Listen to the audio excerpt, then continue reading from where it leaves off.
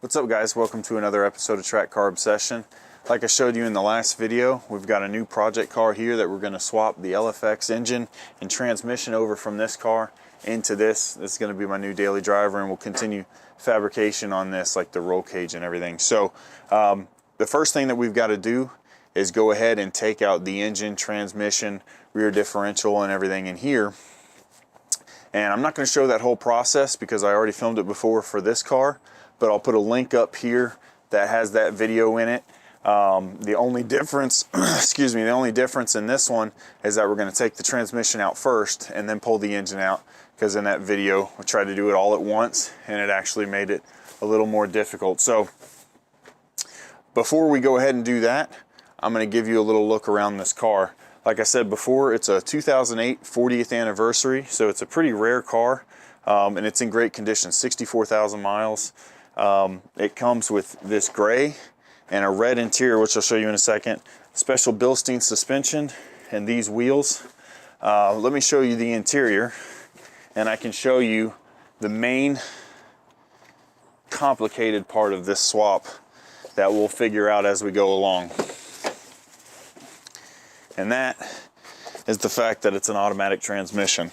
So this LFX swap is designed to go into a manual transmission car, but this one's an automatic, so it's got an automatic transmission controller and it's got a few other things, obviously not a clutch pedal. So we're going to take some parts from the white car and use them to make this work.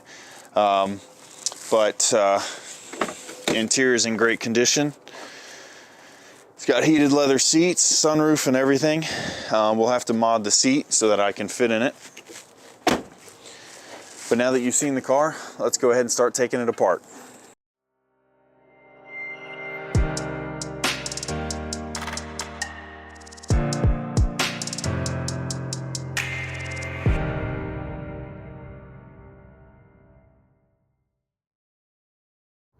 All right, so quick update on the progress on the new car. I've got the front bumper off and I've got everything unhooked to take the engine out. All the fluids have been drained and the coolers have all been emptied. But I know I said earlier in the video that I was going to separate the transmission and then pull out the engine by itself, since I ran into trouble with it snagging on a few things in the last time, you know, in the white car when I tried to pull all this stuff out. But I'm actually going to attempt to take it out all as one piece again, and here's why. The last time I took it apart, I didn't know how many things would have to be taken out to do this swap. I assumed that this front bar, that this is it right here, it sits right here in the car, and while I assumed it would need to be taken out when putting in this new engine, I didn't know for sure, so I left it. We took it out afterward last time, since I had went ahead and already pulled the engine out. But if you're doing this swap, or if you're doing a swap where this needs to come out and you can take your measurements to see, just go ahead and cut it out before you pull this motor, because since I've pulled this thing out, I've gone ahead and I've removed the power steering and the drop the sway bar down, because those are all things that have to come off anyway when we do this swap, because they need modification. So I've gone ahead and done that, and as you can see, there's a ton of room here now.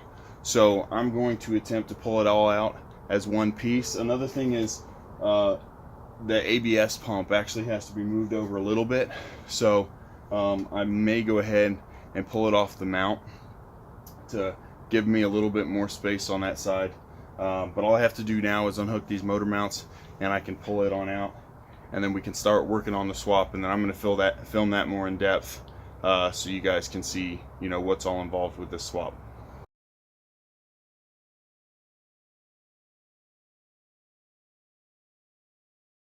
Alright guys, well, we've got the engine out now. I wanted to give you an update on the rear end. The rear end was dropped before, and the plan was to reuse the new, or 2008 subframe and suspension and everything, because it was a couple years newer and about 45,000 miles less on them than the one that's out of the white car that already had the differential and everything. So I was going to pull that out, clean it up and then show you guys how to install this kit into the rear end. Since we didn't get to do that on the white car, it was just kind of a time lapse.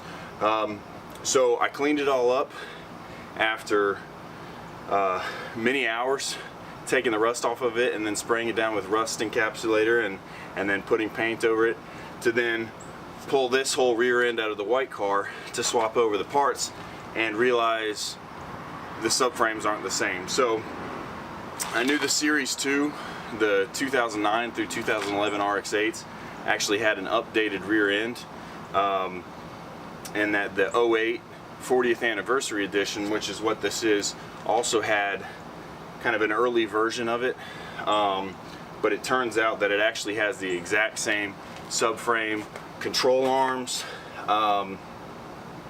and then the updated hubs. The only difference is the differential, and the 40th anniversary is still a Series 1 differential, and then the Series 2 had an updated differential and upgraded axles as well.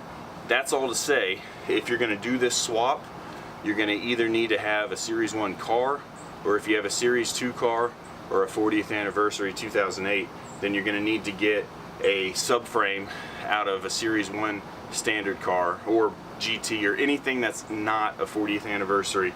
But the main difference, the problem that I ran into, apparently the rear diff mounts are different. I didn't even get to the point of noticing that because the front was so different.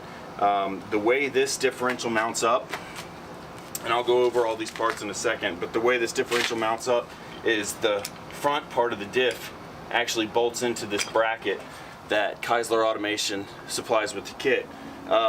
This whole front upper part of the subframe, this cross member, is completely different, and I noticed right away as soon as I pulled it out that that wasn't going to bolt to it. So there's been a few days delay because I did a little bit of research. I wanted to make sure that I could still use the control arms and the updated hubs or spindles from the new car with the old subframe and not throw off the geometry or anything, and I'm pretty confident that that's not going to be an issue.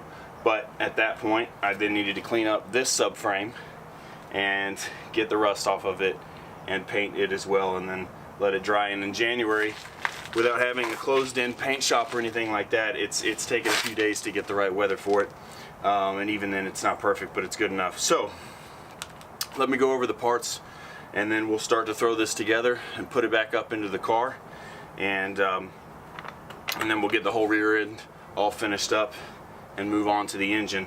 But what you have, your standard subframe, like I said, for the rear, and then you have a Camaro differential, and I believe you can use these out of a V6s, and you can use them out of the SS. So the main difference is in the gearing inside.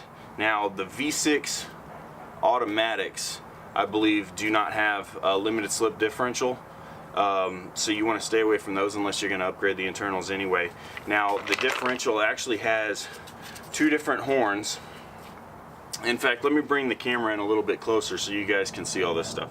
Alright, so like I was saying, the Camaro differential actually has two of these mounting ears off the sides of them, and you can tell on this one that it's been cut off. That's one of the modifications that you have to do, and it's really the only modification that you have to do to the rear end, is cut this off, because one, it'll get in the way, two, it's extra weight and it's not needed, and then the kit is supplied with a polyurethane aftermarket bushing for the front of the differential, and then obviously you have a mount here that's an adapter for the drive shaft, and then the back is this entire one-piece billet differential cover.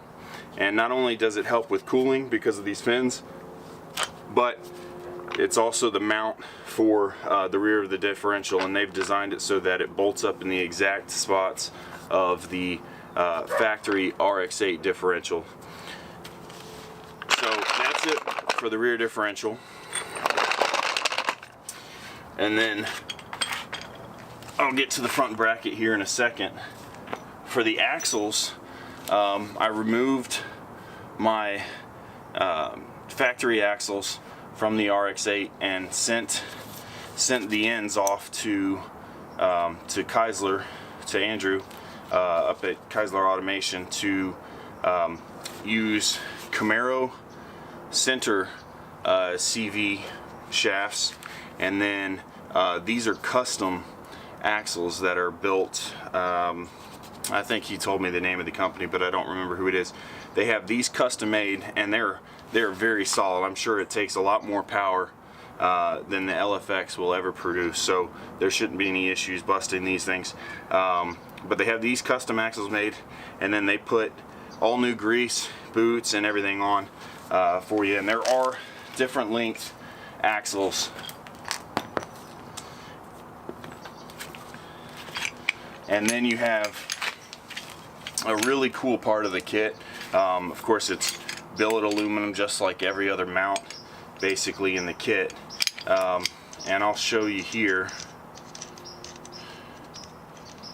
I'll speed this up so you don't have to watch me unbolt all this stuff. Alright, so this piece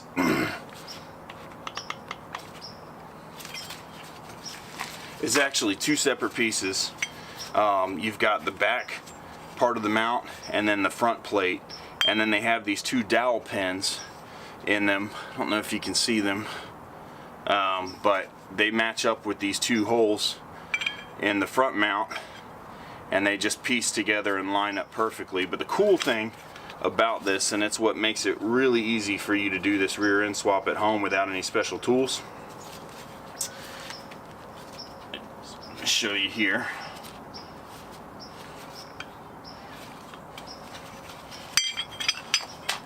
Let me go ahead.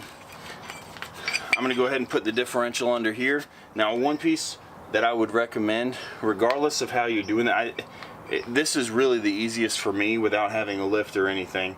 But to have this entire thing dropped and in pieces, put the differential up in here and mount it and put it up into the car. So that's what I'm going to do, and that's what I'm going to show you. But if you've got a better way, if you've got a lift, if you've got transmission jacks and all that stuff, it may be easier for you to do it in another way. Either way, this whole piece has to come out for you to drill these holes for this front piece, which is what I'm going to show you right now. Alright, so the first thing that you're going to do is line this up. Actually, let me go ahead and take this front bolt out of here. Now, this has obviously already been done on here since we had this installed in the other car, but I'm just going to show you the procedure.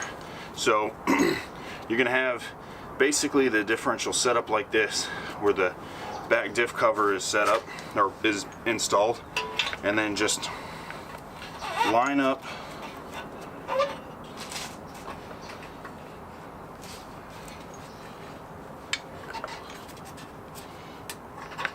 you're just going to line up the rear mounts, which obviously it's a lot easier if you've got a second hand, or not a second hand, a second helper with an extra couple of hands.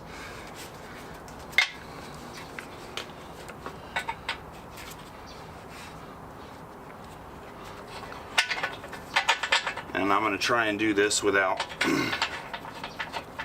rocking the differential side to side too much, because I've already got the fluid in it from when it was in the white car, and I don't want to spill it out. I also don't want to have to empty it and refill it and all that stuff, so we're just going to make sure not to dump it. Let me get these tightened up.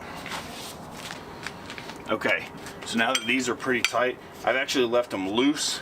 They're just somewhat snug, but this will allow us to still move the subframe around a little bit here. So what you want to do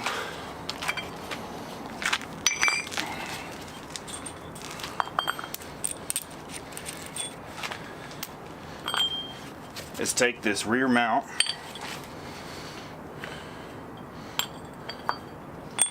and go ahead and throw it back here.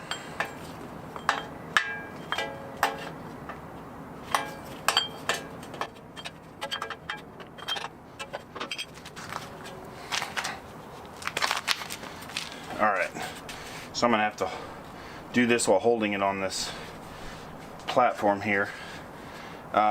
But what you're going to do is you're going to take the rear plate here and throw it up behind this front bushing. Alright, so now that the nut is tightened on the back, it's not fully tight. I mean, you can still move this around a little bit, and that's kind of the point.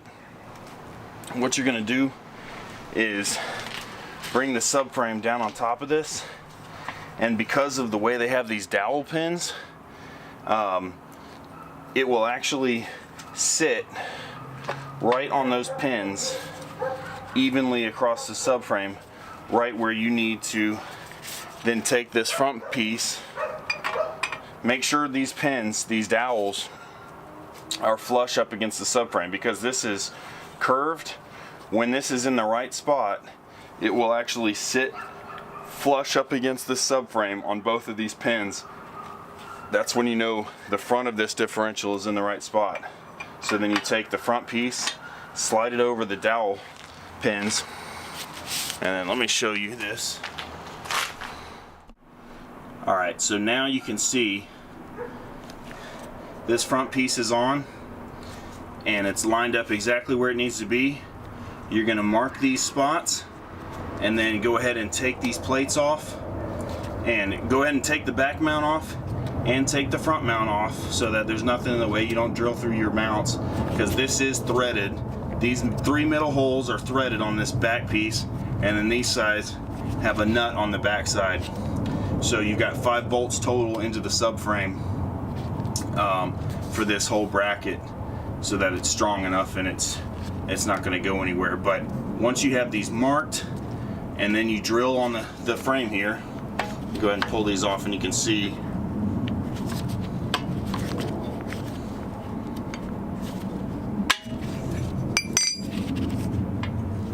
alright, so you can see where my holes are drilled and where the 3 parts of the mount are actually behind here and threaded.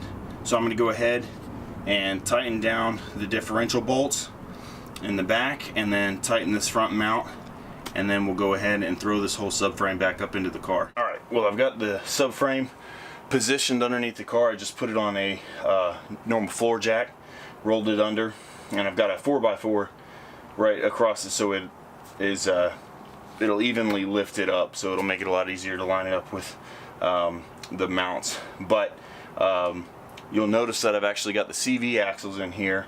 Normally you wouldn't do that, but like I said before, I've got fluid in that differential, and if this thing starts to rock back and forth as I try and shimmy it into place, I don't want it to dump differential fluid all over. So I went ahead and threw the axles in, and those will, the seals on the axles will keep that fluid from coming out. At least it should. So let's go ahead and lift it up into place, tighten down those bolts, and then we'll get all the suspension components put on there.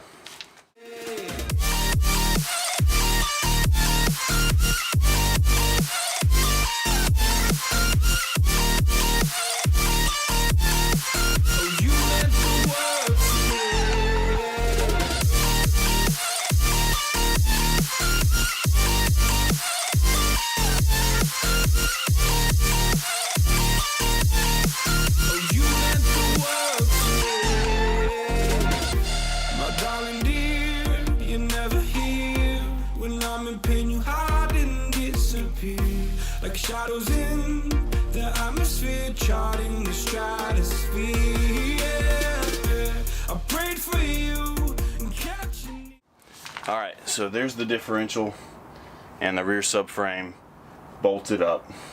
Now it's time to go ahead and get the control arms and hubs and everything bolted up. And while I do this, we're going to actually go ahead, as you can see, I've removed the shock as well, because we're going to go ahead and upgrade to some BC Racing coilovers. So let's go ahead and jump into the lower control arms, and then we'll get into the coilover and then the upper control arms. Alright, now before we get into installing the hub and the control arms and everything, I'm actually going to go ahead and drop the coilover down through. Now if you're familiar with the RX8, this is what a rear shock looks like. Now this is an upgraded one because of the 40th anniversary model, it actually had the Bilstein struts or shocks, front and rear. And then inside you've got these 3 bolts that bolt up into this tower, and then inside there's just this like collar that bolts over the top, and then it's locked up in there. Now these are being replaced with these BC Racing coilovers. Now as you can see, they're quite a bit smaller. They don't have the same length of shock, and it doesn't go all the way up to the tower. So all this stuff is actually removed, but it's 30-way adjustable. It's a single adjustable rebound and compression, just a standard street shock, since this isn't going to be used heavily on the racetrack. This will go to track days, and I will be autocrossing it once we get this completed, but generally this is just going to be my daily driver, so I don't need anything extreme. But for the price, these were what to me seemed like the best option. It'll allow me to drop it down to get the height that I want, and like I said, 30-way adjustable, so should be able to have a decent ride on the street, and then be able to stiffen it up a little bit once we go autocross and everything. So I'm going to go ahead and put this up in here, and then we'll get all the control arms mounted up. Alright, now we've got the shock mounted, and I've twisted it so that it will line up with the bolt and mount on our hub here. Now I haven't set the height. We'll have to drop it down once the engine's in and all the weight is in the car, and figure out where we want it. But I did set it to all the way soft, since we'll start out driving this on the street. So let's go ahead. I still have basically this whole hub is one assembly. I just took it apart to make it easier to show you mounting the differential and mounting it up in place here. It's just a lot easier without the whole assembly on it. And I wanted to paint these control arms, but you don't have to take these apart. This is off the 08 anniversary edition, so these arms, or at least a couple of the arms, I believe, they all have new part numbers, but I believe a couple of the arms actually are new, and they're a little bit wider, thicker, and stronger. And then the hub is a new part number, but whether or not it's much different, I'm not sure. But all that said, all these bushings and everything do have less miles on them, so even if they were the same part number, I'd go ahead and use them anyway. But we're going to go ahead, mount up the lower control arms first, and then we'll get everything else mounted up.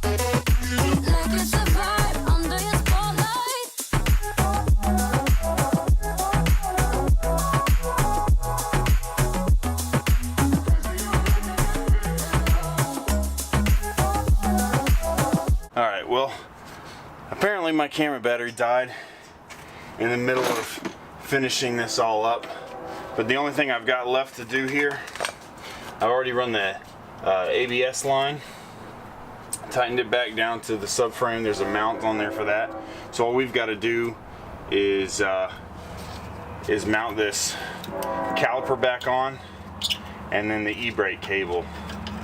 Now, the e-brake cable is a different part number from between the Series 1 and Series 2 RX8s, and therefore it's different from this 40th anniversary and the standard Series 1 RX8. Even though they're different part numbers, we'll see if it actually makes a difference. I left the 40th anniversary ones on here, And if there's any trouble connecting those to this, then I'll have to swap them out. But I'll keep you updated on whether or not those fit. So let me go ahead and bolt these on. Alright guys, well that's where I'm going to call it for this video. I went ahead and took care of the other side. It's all buttoned up and the brakes are all tightened on. Like I said, I was going to tell you if those e-brake cables worked, and they did for me. So if you have a Series 2 or 40th anniversary car where you have to swap out the middle subframe in order to do this swap, then you can leave your e-brakes. You don't have to go searching for those. Now the other way around, like if you're going to put a Series 2 into a Series 1 and you have those cables, I'm not sure because I didn't do it that way. But they worked fine for me. It looked like they had the same pickup points and everything on the subframe to mount them. So we've got that all buttoned up, but now we can move to the front and I'll show you the last few modifications that we've got to do before dropping the engine into this chassis. Hopefully we can jump on the rest of this tomorrow, get this car going in the next few days for everybody. Thank you so much for watching. I'll see you in the next video. Take care. Take it easy.